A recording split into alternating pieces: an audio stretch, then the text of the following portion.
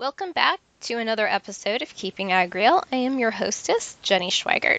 Anytime someone is making an effort to connect the general public with farmers, ranchers, growers, it's really important to me that we lift them up and highlight them. One of my favorites is Rodney Miller and Jan Carl from Small Town Big Deal. If you've watched the show, you already know that they have great chemistry and they really dig into all things rural. Recently, there's been two other shows that have come about. Jamie Johansson and her sister, both of Honey Creek Media, recently debuted From the Tailgate. It's a television program that's being shown locally, focusing on agriculture in their area.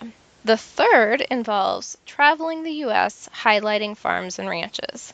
The foundation from where the show, Chasing Down Madison Brown, has a very interesting story. Today's guest is the one and only Madison Brown. If you are in agriculture, I promise she will inspire you to tell your story. And I think everyone who has a curiosity about their food will be inspired to learn more. Both of those are goals of Keeping Ag Real, and I'm excited to get the word out about the show. So last week, if you listened, I mentioned that we have an announcement. There's actually going to be several announcements in the coming days. The first, I'm really, really excited. Keeping Ag Real is going to have a new studio. The quality of the show has not been what I would like to hear, and that is namely due to rural internet communications, or I guess the lack of quality connections. So I do want to say thank you for sticking with me as we've navigated through these issues, and I'll keep you updated on the new studio. Before we jump into the interview, I want to mention that Keeping Ag Real is part of the Farm, Rural, and Ag Network. Be sure to visit farmruralag.com, where you'll find some of the movers and shakers in agriculture media and must-see vloggers. And first, before we jump into the conversation, I do apologize for going over the typical 30 minutes. It will be well worth the listen, especially when Madison and I discover we are connected than we ever imagined. And all I can say, it is a small world and it seems to get smaller every day. So let's join the interview. You're originally from Nashville. Did you grow up in Nashville? Did you spend your whole childhood in Nashville? Yes, so I did. I am born and raised in Nashville. I actually went to college there as well. So because my dad and his job, he had to be in Nashville, for the record studios and recording. So that was where I spent pretty much my whole childhood and college. Talk about your dad a little bit. Yeah, so my dad was the lead singer of a country band, well, still is, called Sawyer Brown. And it was very confusing because the band was made to sound like it was a person, because back when they started in the 80s, there weren't a ton of country bands, but there were a lot of country singers. So there actually is no one in the band named Sawyer Brown, which is a little confusing. His name is Mark Miller. So because of that, my dad decided that he really wanted to have a family and that we were going to be tight-knit and close. And so the way he was going to do that with his career, which was being a singer, which obviously means you're out on the road a lot and you're away from home, was that he was going to pack all of us up and put us on a tour bus with him. So I grew up, not really knowing where I might wake up the next morning when we were on tour with him, but it was always a really great time. So then so your dad is Mark Miller. Okay, but your married name is Brown? Yeah, which is, I think, the other extremely confusing part of this scenario. I met and fell in love with a man named Brady Brown when I was in college. So my married name is Brown. Interesting. Yes, that has just... I didn't know that. Endlessly confused. Yeah. A lot of people think it's a stage name, which I think is so funny. So I feel like every so often I kind of do have to remind, my audience or people who might have just found me like, no, this isn't a stage name. God just has a really funny sense of humor. Right. I've known this for a while, Sawyer Brown and everything, but I hadn't put that together until right now. It is pretty funny because I think, I remember when we first announced the show, a lot of people were like, well, why is she using a stage name? Why doesn't she just go by Madison Miller? And I was laughing, so I was like, because that's not even my name. Oh, Gosh.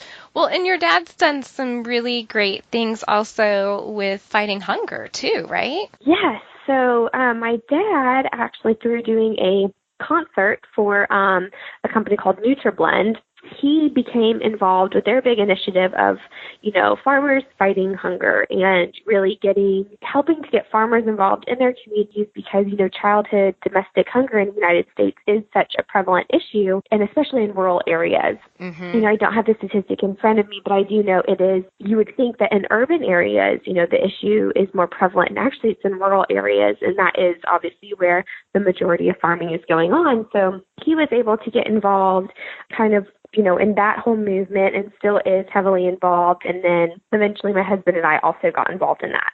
So this is going to be who knows. So I almost actually worked with your dad on that project through Brandon Witt. Do you know Brandon? No way. I know the name. I haven't had the pleasure of meeting him. Yeah, but no way. That's crazy. Yeah, that's been a couple years ago. Okay. Yeah, so talk about a small world. So how are you and your husband involved with it then? So one of the initiatives I know of when my dad got involved in that movement was that he had actually produced a faith-based film. He had written and produced a faith-based film. And I know... Oh, that's right. Okay. Yes. So it was called Ring the Bell. And I was involved in that because I was very cheap labor as a college student. And, I would work for the price of I got to skip school with a pass saying I was working and go down, to like the beach where they were filming it in Florida for a couple days. Totally worth it. Yeah, so I was involved in that, and then my dad becoming involved in the, childhood hunger issue. They decided that, what if we did some family-friendly farming movies that highlight this issue? My dad produced a couple movies of that nature, Where the Fast Lane Ends. I can't remember the other name of the other movie to save my life right now. I can't believe I can't remember it. What is it? Like, the whole time I've been sitting here, I cannot, think of what that movie name is. Okay, so were you a part of Chew on This? Like, the big Chew on This campaign? I think at that point, was that what it was called? We were going to set up, we had a conference in Nashville, and what we were going to do was set up a showing of the movie that we can't remember the title of. At Brandon Witt's farm, and they are south of Nashville. I think maybe a half hour, maybe not even that far. And they have this beautiful barn that I think they're hosting different activities and weddings and events and different things in. But we were going to have a showing there for non-ag people, and it just, because of timing and everything, it just didn't work out the way that we I hoped. know exactly what you're talking about. That's hilarious. But I literally know exactly what you're talking about. I can't remember the name of the movie. Why can I can literally see the movie, Ivy League Farmer. Haha. Yes. That's what that one was. Yes, that's it. Yes, thank you. Yes. So small world. That is just crazy. I can't believe I didn't put that really together funny. before now. So, my husband, actually, he was an assistant director on both of those films. And then they had kind of finished those films, and they were thinking, okay, this is great, but, what if we were to reach an audience weekly? And right around that time, I was actually graduating from law school, desperately wanting to not take the bar and be a lawyer. And so I, jokingly started, basically pitching my dad this idea for a show, and then it kind of turned into haha funny, haha serious. And my husband and I, because he had been working on these films, he knew a lot of the backbone of how to pull it off, and so it kind of went from a joke to kind of something that was serious very quickly. And yes, and so now we are involved by way of a television show, which every week highlights part of a childhood hunger or modern farming, and really just basically shedding a really not only positive light, but kind of just showing America what modern farming really looks like, because I think that is something that people don't quite understand. No, you are spot on. And I think the more that we see efforts like this, the better. Where did the connection to agriculture start? Because you're growing up, you're on a tour bus, Your dad has the fam touring and playing all over the country. Where is the connection to farming? So the connection to farming actually starts with my dad's family. My dad grew up on a farm outside of Dayton, Ohio. And, my great-grandfather was a farmer. So my dad has all these great stories of him and all the first cousins playing on the farm and, this tractor that they all used to, play on. So that was how my dad grew up. And then, when he was older, his mom and brother, and grandparents, they actually moved to Florida. And so when they were in Florida, they didn't quite do the farming anymore, but, he still had that foundation. Sure. And actually, this is just a cool little side note, but some of the cousins were up visiting the old farm that they had all grown up on, when they were kids 2 years ago. And they went up and they started talking to the people that currently own it. And the people were like, oh, my goodness, we've actually heard so many stories about when you all lived here. And they said, would you like to see something? And sure enough, my great-grandfather's tractor was still in the barn. And so they immediately called my dad. Yes. So they immediately called my dad, and my dad immediately sent a trailer up there. And he was like, I don't care how much it is. We would love to buy that from you. And they were just so happy, I think, that they got reunited with the family. So that's actually sitting on my dad's farm in Tennessee right now. That is a really neat story. Isn't that cool? It was still there after all of those years. So, for me, the connection has always been there. And then my dad and my uncle, when I was growing up, obviously they had lived in Florida. My dad was now singing, and he was having this great career as a musician. And my uncle had come on board as my dad's business manager. And they both really wanted to get back into ag somehow because, they both consider themselves to be, farm kids. Mm-hmm. Somehow, Florida surfer boy farm kids. I don't really know how it goes together with them. But so they had a full-blown registered Hereford operation for basically my entire childhood. We had the cattle sales and all of that really, really fun stuff. So I actually grew up on a smaller farm in Tennessee that was about 40 acres. And my grandmother, that was where the larger operation was. And so, yeah, that was kind of how I grew up was, I like to say it's like 1 foot in ag and 1 foot out of it because, on one side were my parents getting ready to go to award shows was very much so part of my childhood. But then at the same time, so were all of these cattle sales. And, I want the best of both worlds. Mm-hmm.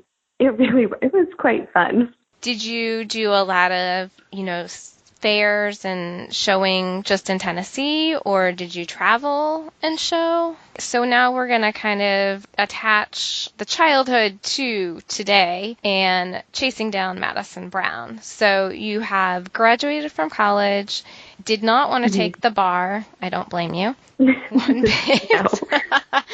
And so you've pitched this idea to your dad. Your dad is on board, full steam ahead. So where do you start? So we kind of started, the concept, was more or less, I did grow up weird, as we have established, but one of the really cool parts was I didn't just travel to, pretty big touristy destinations. A lot of times my dad would be doing these fairs and festivals, and those are still in small towns, all across the Midwest, the North, like in Wisconsin. And, again, this is probably going to be weird for half your listeners are totally going to understand what I'm saying. And, younger people might not, but cell phones weren't a thing and neither were computers.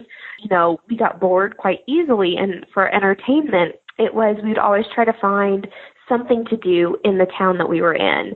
And inevitably, there always was something to do, something that was kind of cool and either really kitschy to that region or, really specific to that town. There's always a killer place to eat at because, you can only eat at Denny's and IHOP so many times while you're out on the road. Yes. You kind of want a little variety. So we would always try to find we always ask, okay, where do locals go? Where's the cool mom pop, place? And there would always be just an amazing food joint there. And you'd always end up talking to really cool people. So that was kind of where we wanted the show to more or less mirror is that, America's huge. It's a massive country. And there are so many really, really cool pockets that people just don't know about unless it's your backyard. So we kind of wanted to really showcase all of that because that was one of my favorite parts about traveling with my dad was I felt very privileged that I kind of got to see a lot of people's backyards. And then with, wanting to also tie in this ag component, it became very kind of easy for us. Well, while we're in some of these towns, why don't we also show off some of these farms and, what people are doing today and really what does a modern farm look like? So, we kind of have said that, our show, we chase down the best food, people, and farms in the country. And where have you been? So I know a little bit. One of your producers, Brooke Clay, was on the show not too long ago, and she had talked about going to New Mexico and visiting Jay Hill, who has an incredible story starting at a young age with only 10 acres and then building it up to what today, which is just phenomenal. Where are some other places that you have traveled and highlighted? We went up to Fair Oaks Farms in outside of Indianapolis. So we went to Fair Oaks, and we actually got, they have all these different experiences, the dairy experience and the hog experience, and we went through their whole hog experience. And so that was a great, great day. So we kind of got to see, basically what a modern hog farm looks like, see what, visitors see when they go there. But then I also got a really fun behind-the-scenes tour, and I got to go play with all the little baby piglets and the nursery, as they call it. Did not quite realize, though, that I was going to have to do like the shower in, shower out. I learned a lot about biosecurity that day. Never thought that having wet hair on camera was going to be, something that was good. Right. That we did want to highlight, you have to do this kind of stuff when you go in there. That was a great experience. We've been up to a cool farm in Northern California called Five Marys Farms. They kind of do a little bit of everything. They have some cows. They have these really cool sheep. And it's like a family farm. They just kind of moved there from the city in the San Francisco Bay Area. And they have 4 little girls and, kind of getting more back to like the rural lifestyle. They were really fun to hang out with. And then we've kind of done some other side of ag where, we actually went down to West Palm Beach, Florida to one of the really big equestrian circuits that I showed on when I was younger, and we got to talk to an Olympic horse rider and trainer.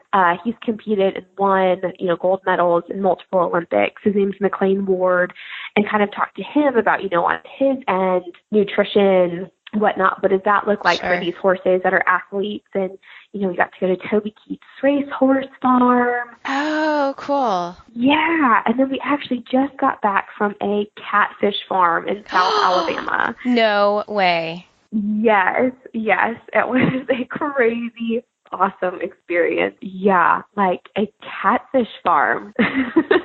When will that, my husband will be like all over this. When will that episode come out?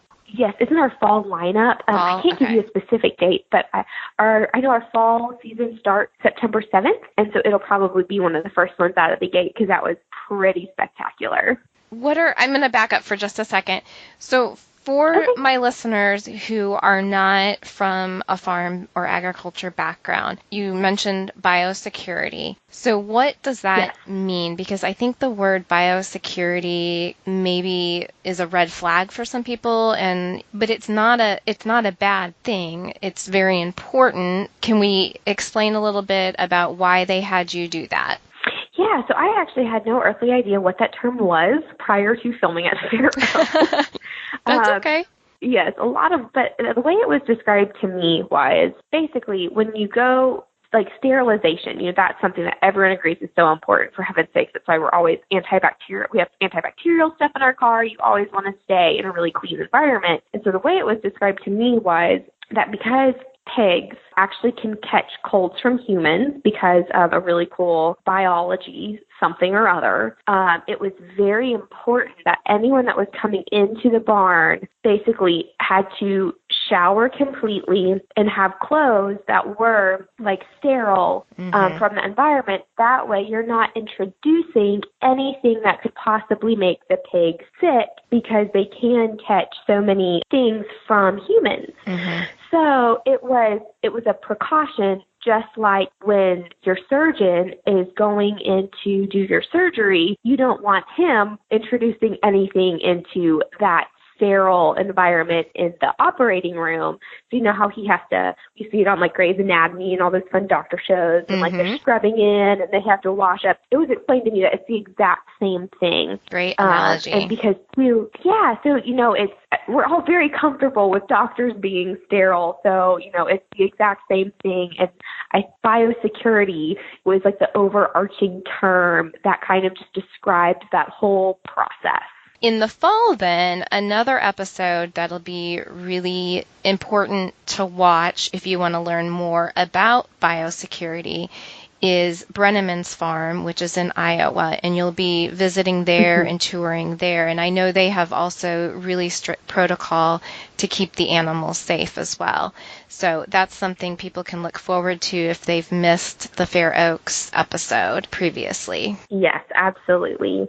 And it is interesting that every farm that we go to, you know, basically the security is of the utmost importance. And I think a lot of people miss the fact that that's because we have some of like the strongest food safety regulations in the world. And they really hammer home these best practices and, you know, all these certifications that you have. I mean, not that you can have, but you have to have, and protocols that, you know, you have to adhere to. And I think that's been probably one of the most poignant things that I've really picked up from every single, I guess, commodity, I think is how, you know, as people refer to it, every single different type of farm we've gone to, you know, that element is always there and is at the forefront of everything that those farmers are doing. So I do think that is a little bit of a misconception, even among, you know, some of my friends, and even, you know, before I kind of really delved deep into this realm and this area of agriculture, I did not realize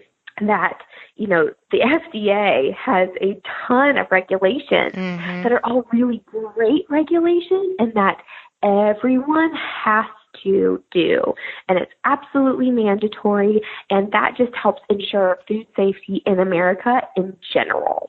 And on top of that, each individual state also has their own package of regulations as well. Is that correct? Yes. So there are layers upon layers of lots and lots and lots of safety, you know, go into this. And so whenever we go to these farms, we are prepped. We are having to, you know, make sure that we wear shoes that, you know, comply. We have to make sure that our equipment, like I remember doing the Fair Oaks, we had to like scrub down our equipment coming in. You know, it's a big deal. And everyone's so willing to show us everything that's going on. And it's also so helpful in explaining why we're having to do everything that we do. Which is great because that is giving your viewers a look at what is really happening, which is very similar to the premise behind the podcast. And that is really getting down to the facts and what is happening, how people are caring. I think we could very easily remove the word security and call it biocare, because really, essentially, it's the level of care that farmers and ranchers of all sorts are giving to their animals. You know, there's times that my father-in-law will joke that he knows birth dates of some of his cattle better than he knows my husband's birthday. I mean, it's true, though. Like, the level of care, like, that these animals are getting, I think, so Mary from Five Marys put it perfectly. She said that her little girls, like, one of them, I think, just looked at her and said, you know, Mom, our animals have a really, really great life. They just have one bad day. Yeah. And I was like, you know, again, from the mouths of babes do these things come from? But, like, what a perfect way to put it, because, yeah, they do have really great lives. Yeah, that's a great analogy. I love that. So we've talked about pigs, we've talked about catfish, we've talked about Five Marys. What all do they have at Five Marys? You said mainly cattle and sheep? Yes. So were you able to learn about wool production, or are they mainly raising their sheep for meat? Mainly raising for meat. And then, you know, they have a restaurant where they serve it, and then, you know, they are selling it and shipping it out. That was pretty cool. So they're probably, I mean, out there, farm to table is just huge right now. Is that a big concept in their entire farm to bring people to the farm and they can see from beginning to end? Absolutely. So they, in the summertime, have these really cool retreats. and Ooh. where they will actually bring people out there. And, some of them are mother-daughter retreats, father-daughter retreat, women's retreat. And it is a bit like, it's very nice. It's like glamping. I was so bummed. I was invited to go out to one, and unfortunately it was on a family beach trip. But, what I found super interesting about Five Marys was that, so out in California, you would assume that she would want to have all of like the organic certifications, this, that, and the other. And as a personal choice, they actually opted to not have any of those. But the route that they decided to take was to invite you onto their farm via social media. So she has a massive social media presence. She's constantly on her stories and explaining why they're doing what they're doing. And so her whole thought process was, a certification is only a certification, but if I can show you what I am doing and I can show you me caring for this animal, day in and day out, then you're going to be very comfortable buying a product from me because you've seen me with that animal. And so I thought that was just such an interesting concept.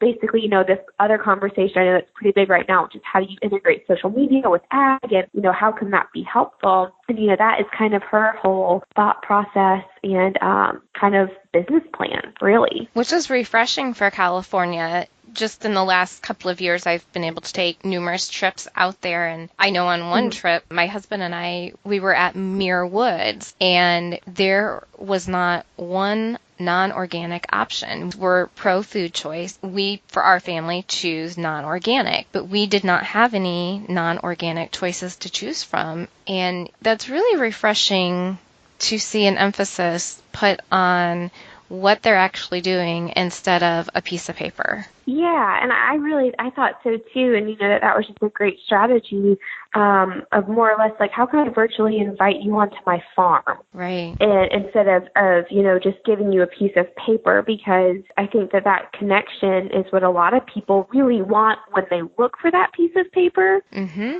And so, but like basically that there are ways to do it side of that piece of paper. Mm-hmm. Mm-hmm. I love that.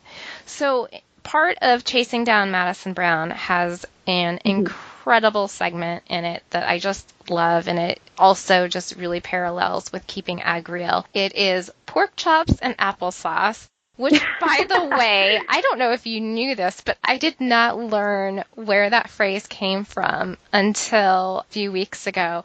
And that's a very popular phrase in our family. And I shouldn't say our family, it comes basically from my husband's family. And, I hear it all the time. The kids love to say it, and they love pork chops and applesauce. I had no idea where that came from, though, until a few weeks ago. I did not realize, like, growing up that was kind of like a big thing. I just knew that, like, whenever I'd be at a restaurant with my uncle, people would be like, oh, are you going to try our pork chops? And, like that, like funny things like that until, like this segment kind of came about. And then my uncle was like, no, that was like the catchphrase of my youth because I said it on one episode, one time, and then I've never escaped it. So for those who maybe aren't familiar with the phrase pork chops and applesauce, can you tell us who your uncle is and what that phrase means? Yeah, sure. So my uncle, his name is Christopher Knight. He, however, is better known as Peter Brady from the Brady Bunch. And there was one episode, apparently, that became quite famous for his character, where he was going through some sort of identity crisis. Peter, not my Uncle Chris. Sure. And, he was doing these different accents, and I guess he said that he was going to want pork chops and applesauce and some I think it was kind of like, it was supposed to be a Humphrey Bogart accent, but it was like a weird spoof on a Humphrey Bogart accent. I can never do it, but, he says it was a very funny way he said it, and apparently it wasn't meant to be like some big, massive episode, and it just kind of had this massive popularity. And so, truly, to this day, my uncle will, when he's at a restaurant, people are like, oh my gosh, can you try our pork chops and applesauce? Can you say it one time? And, that was like however many years ago. And it's just so funny how, like one little thing from an episode, who knows how many years ago, can still kind of be like a little, pop culture catchphrase. And define your life for the rest of your life. Exactly. Kind of like Jenny in Forrest Gump. I mean, that was life-defining for me and anybody else named Jenny, Yeah. you know? Exactly. So your Uncle Chris is very technical. He's very much into finding out the facts and getting down to the nitty-gritty and why is this, you know, food considered natural or a superfood or whatnot. Talk about what it is that you all are trying to accomplish with the segment Pork Chops and Applesauce, which happens at the end of Chasing Down Madison Brown. Sure. So, you know, everything we do in my family tends to be a family affair. And so when my dad started doing these, you know, movies that were kind of more agricultural based with, you know, the farming to fight hunger message in them, he, of course, asked my uncle if he would be in them, you know, because that's kind of an easy request there. And so my uncle said he would love to. And so through doing those movies, he was very, very, very conscious about, you know, he is not going to attach his name to just anything. Right. You know, he very much so, if he is saying it, he believes it 110%. And so he kind of wanted to basically do a little bit more research before, you know, he got hooked into like the message of the movies and stuff. And through all of his research and scientific, you know, reading journals and articles and studies, you know, he has become Ag's biggest fan. And so what he likes to do in these segments is basically just tell the viewers kind of what he's found out along the way, which is inevitably, you know, what I have found out from doing, you know, going to these farms. And it basically is just kind of like demystifying a lot of what might be out there and a lot of what's untrue out there in the media. And, you know, and doing so in a way that is backed by scientific facts and, you know, he strongly believes. So I think that's like to me, that's one of my favorite parts of the show is not only do I get to work with my uncle, which, you know, that's an incredible experience, but, you know, that he is able to kind of share a part of his life of, you know, the scientific guy that loves research and finding things and kind of share that with our audience as well. It's some of the biggest misconceptions that are out there that he is tackling, which is really cool. Yeah. Let's talk about where Chasing Down Madison Brown with the segment Pork Chops and Applesauce. So where can people view this incredible show? So our show airs on RSD TV, rural America's most important channel. It airs every Friday night throughout the year at 9 p.m. Central. And then we have a reprisal every Saturday at 3 p.m. Central, and that's every single week of the year. So we have new episodes in the spring, and then those re-air in the summer. Brand new episodes in the fall, like the one with the Brennemans and the Catfish episode. Those will all be coming out this fall, starting September 7th. And then, you know, we'll re-air some of those. But my uncle's segments also happily live online on my YouTube channel. So every single Pork Chops and Applesauce segment also is on a YouTube channel, and we share them on my Facebook page, and we love it when we see other people share them because, you know, that is kind of, we want that message to get out there. We don't just want to hoard it away in a 30-minute segment slot time on RFD. You know, we really want that information out there. And then we also have standalone segments, some of our most popular ones, that those also live on my YouTube channel as well. So if people want to find you online and in social, where do they need to go?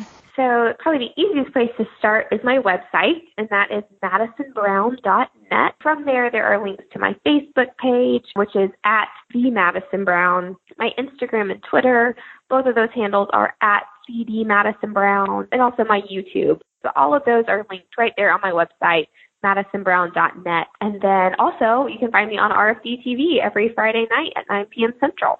And then on Saturdays at 3 p.m. Central also. Correct. Yes. Well, thank you so much for taking the time to talk with me. Just a treat to get to know over the last 6 months. It's been almost 6 months. Yeah. I think so. Yeah, it's just been such a treat to get to know you, and I really appreciate you taking the time out of your busy schedule to share what you're doing with the listeners and providing the information that we need to hear. Of course, we are happy to do it, and it has been really a treat to to do what we do, and I feel very blessed by that, and I am just so excited to hopefully continue doing it for many more years to come. Thank you all for joining another episode of Keeping Ag Real. You can go to the website, www.keepingagreal.com, where you will also find the show notes, and we will have links to the show and all of Madison's social channels there. And as always, keep it real.